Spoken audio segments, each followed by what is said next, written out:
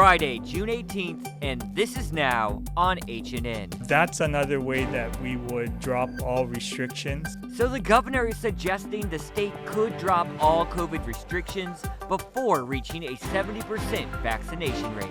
We're going to have to play that by ear. New today, Hawaiian Airlines CEO talks about the challenges and the recovery of the tourism industry. Dinner Island is still below where we were before the pandemic. These stories plus, we've learned the state's second largest international tourism market is keeping travel restrictions in place for much of the summer. That story's coming up on This Is Now.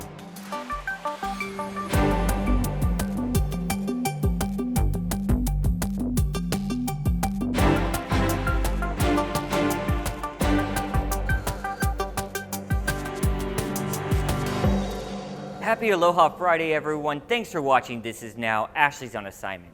So at last report, 56% of the state was fully vaccinated. We're going to be getting updated case numbers from the State Department of Health very shortly. We'll post those to your H&N digital platforms. Meanwhile, Governor Ige says he's confident the state can reach his 70% vaccination goal, but now says there's a chance restrictions could be dropping sooner. If we see the case counts drop before we hit 70%, then that's another way that we would drop all restrictions.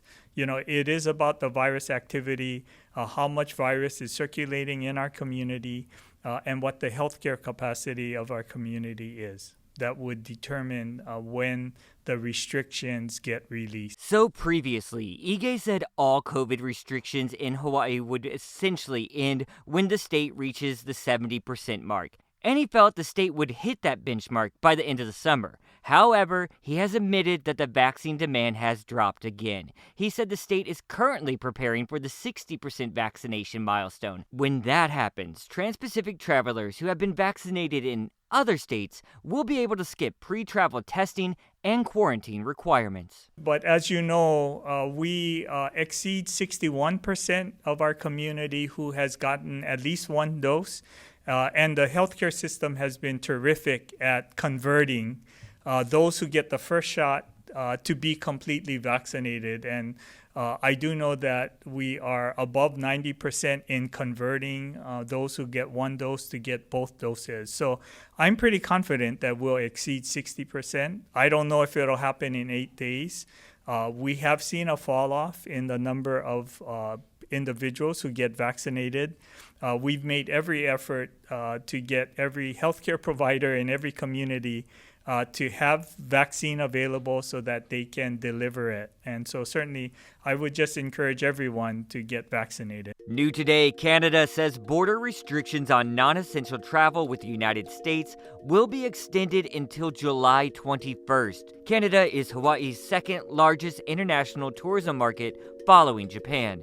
The restrictions were announced in March of 2020 in the early months of the pandemic and have been extended every month since. There are growing calls in the U.S. to open the Canada-U.S. border for non-essential travel like tourism, but less than 20% of eligible Canadians are fully vaccinated right now. Despite Canada's announcement today, there's still a number of destinations flying to the islands. With more on that and the return of tourism, let's turn it over to Howard Dykes, who's chatting with the CEO of Hawaiian Airlines. Well, here comes summer. If we'll see a return to normality, it starts now. We're with Hawaiian Airlines CEO Peter Ingram, and let me start first of all by talking about Inner Island. We're just a few days into the relaxed travel restrictions. What has happened, if anything, to Inner Island bookings? We've started to see a little bit of an improvement in bookings. Inner Island is still below where we were before the pandemic. We're probably tracking 70-75% of pre-pandemic levels, which isn't as strong a recovery yet as we've seen in North America, but it's coming along, and I'm hoping with the new rules in place, we're going to see more people feel like it's time to get out and travel and go see friends and family that they haven't seen for a while. Is there a difference between the current June bookings and what you're seeing so far for July? Yeah, July started to pick up a little bit after the announcement about the June 15th opening. So we think that that's a good sign, and we're going to start to see more of that traffic coming back. Now, you've made a couple of bold moves on Trans-Pacific, flying from cities that we never had any airlines serving with nonstops before. How are traffic levels looking from Orlando and Austin, Texas? They're actually booking very well. It was an opportunity with so much uncertainty last year. We really didn't know whether the depth in some of our traditional markets would come back. So it was an opportunity to go to Orlando and Ontario and Austin that were on our list for future opportunities and broaden our network. And we're really pleased how they're booked. They book very similar to our North America flights, which are really booking passenger levels as we move into June and July are back largely to pre-pandemic levels, even with the additional challenges of working through the safe travels protocols. Los Angeles is a little more complicated than that. Your flights always used to come from LAX, but now you've got a couple more choices from surrounding counties. How does it look for traffic so far? It's really rebounded pretty well, and you know, Los Angeles, it's not just one place. There's a lot of distance between those airports and a lot of time commuting. So having Long Beach, having Ontario makes it much more convenient for people in other parts of the basin or into the valley, and we're really pleased with how Ontario started. It's off to a great start, and we've ramped it up already to a daily service and expect to keep it that way. We were talking in the newsroom about the big three airlines announcing their changes to rules about to what extent they pressure their employees to get COVID tests. Delta, for example, will require COVID inoculation of all new hires. And I suddenly realized I wasn't sure what Hawaiian's policies are. Are you requiring it, or are your employees pretty much getting it on their own? We haven't required it at this point. We've strongly recommended our employees get vaccinated. We worked closely with the Department of Health to get access early on as essential workers were able to be vaccinated. And we expect we will have some places in the future as we start flying to Australia and New Zealand again. We're not sure right now because policies haven't been announced, but it could be that anyone who flies down there needs to have a vaccination. And so we'll need to know who is vaccinated and who is not, so that we're able to make sure that the appropriate employees, people have the appropriate vaccination if they need that for a certain international destination. Yeah, I noticed American and Delta have been making that same message to their employees, mostly regarding Europe, which is that they may require people who are inoculated in order to staff flights to Italy or Germany if those countries have those rules. Yeah, we obviously have to adhere to the rules in all the jurisdictions we operate, and so you know, we're going to have to play that by ear as we get the opportunity to return to those places to see what the protocols are going to be for us to operate. The White House is racing against the clock to meet its vaccination goal. Natalie Brand has more from the White House. Vice President Kamala Harris visited a COVID-19 vaccination site in Atlanta. She thanked the medical staff for their service and urged them to keep up their important work. We got to get the word out, and one of the most important ways that we can get the word out is friend to friend, family member to family member, neighbor to neighbor. This latest push comes as the highly contagious COVID-19 Delta variant is on the rise in the U.S. The variant, first discovered in India, has now spread to at least 42 states. It is more infectious, so it's easier to catch. Health experts believe one dose of a two-shot vaccine is probably not enough to fight it. A recent study found one dose of the Pfizer vaccine is only about 33% effective against the Delta variant, while both doses offer about 88% protection. We're now up to 12% of cases in the United States are the Delta variant. A week ago, it was 6%.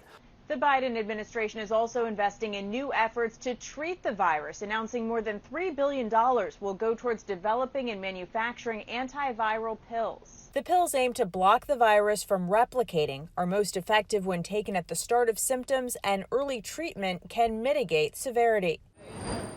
As life gets back to normal for vaccinated individuals, the European Union is recommending its member states lift the ban on non-essential travel for visitors from the U.S. Each nation will decide when to reopen its borders. And for cruise ship passengers, the CDC has lowered its warning from level 4 to level 3, which still indicates a high risk, but many view it as a step in the right direction. Natalie Brandt, CBS News, the White House. A police protest is scheduled for in front of Honolulu Hale this afternoon at 4 o'clock. Deputy Public Defender Jackie Esser is promoting this event. She says it is to demand accountability from law enforcement. This, of course, comes after the deadly police shootings in April of I Remember SICAP and Lindani Mieni. 3 HPD officers are now charged in SICAP's death. If convicted, all 3 officers could face life in prison. Now to an HNN exclusive, we're learning more about the evidence the feds are using in a public corruption case against the city's former prosecutor. Here's Lynn Kawano. HPD reports show Mitsunaga and Associates Inc. tried more than once to get charges filed against a former employee who filed a civil lawsuit. Weeks ago, 2 Honolulu police officers were called to testify before the federal grand jury hearing evidence in the public corruption scandal. The details of their testimony: a felony theft report against a fired employee of Mitsunaga and Associates, who sued the engineering firm for age and sex discrimination. The police report accused the woman of stealing from the business, basically saying she was moonlighting, double-dipping, and billing for hours she didn't work.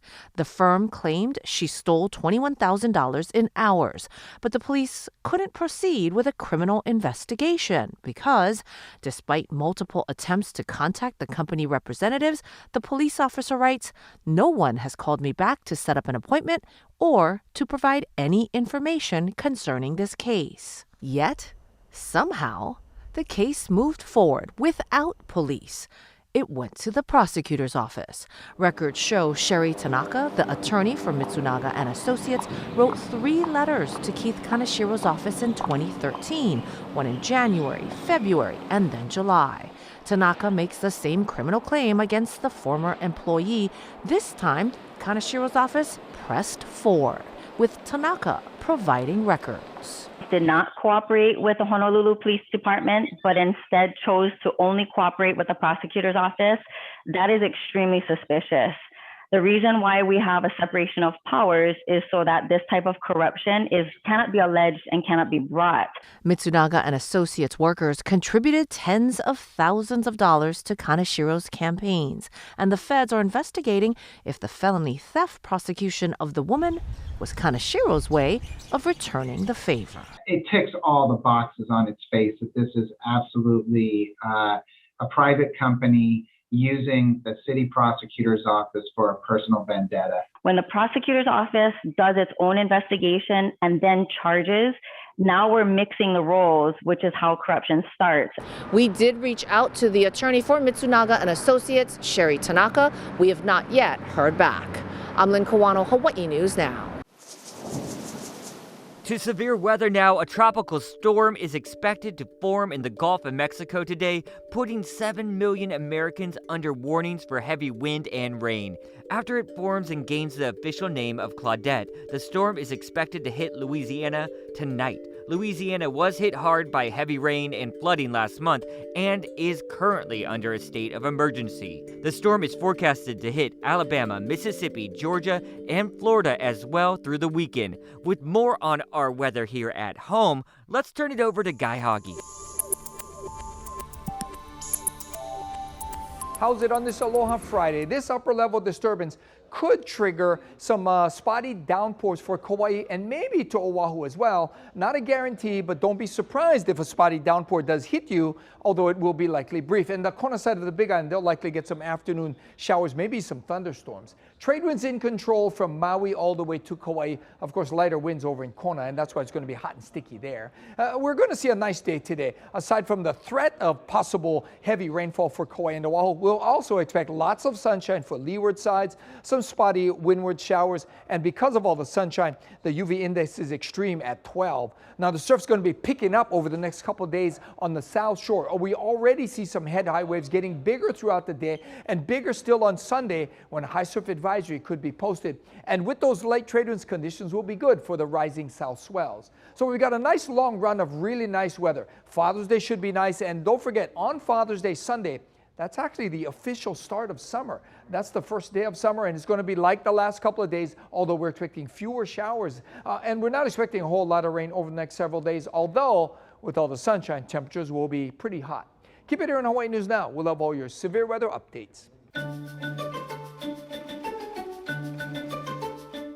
The Postal Service is out with a new stamp. It's a 55-cent Sun Science Forever stamp. It comes with multiple designs. The USPS says all of them highlight the stunning images that honor the science behind continued exploration of the sun. The images come from NASA's Solar Dynamic Observatory, so that's a spacecraft that was launched in 2010 to constantly monitor the sun. Jason Momoa is getting a star on the Hollywood Walk of Fame. Out of hundreds of nominees, he is one of 14 selected this year. The 41-year-old is best known for his role as Aquaman. He took to Instagram to share his excitement. And I just found out I'm going to be on the Hollywood Walk of Fame. What a crazy world. And it's like Francis Ford Coppola, Salma Hayek, Ewan McGregor. Can't even believe I'm paired with these names, but it's an honor. Super pumped. And it's like 2022, so I guess Aquaman 2. We'll have a ceremony, and it's on. And now that June 19th or Juneteenth is an official federal holiday, there's more to celebrate than ever. Elise Preston reports.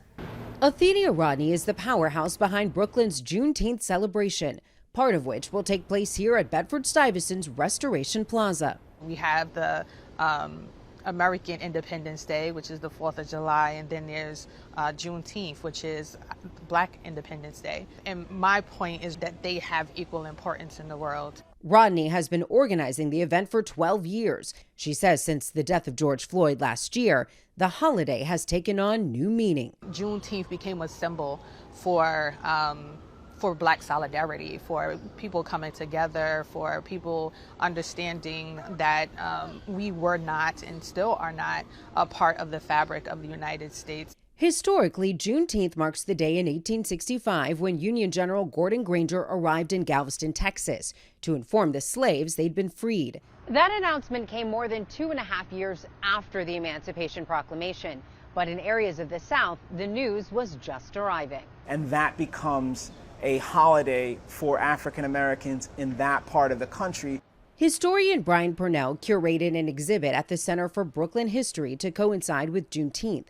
Anytime we as Americans can learn a more complete picture of our past, there is a possibility for us to ask new questions, to raise new issues, and to move in new directions as a nation. I just wanted to which is part of Rodney's vision as well. I'm going to continue to push the envelope that we are more than just slaves. We are more than just slavery. We are human beings just like everyone else, and we should be treated as such. She wants Juneteenth to illuminate not just the saddest, but also the proudest moments in Black history, hoping to light the way to a better future. Elise Preston, CBS News, New York. So thanks for watching this special digital edition of This Is Now. We brought it to you a little bit early today on this Aloha Friday. I hope you have a good weekend.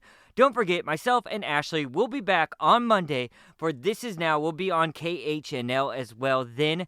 Ashley will also be back today at 4. She's on assignment right now. But yes, she'll be back today at 4 for First at 4 on KHNL. We'll see y'all then. Bye.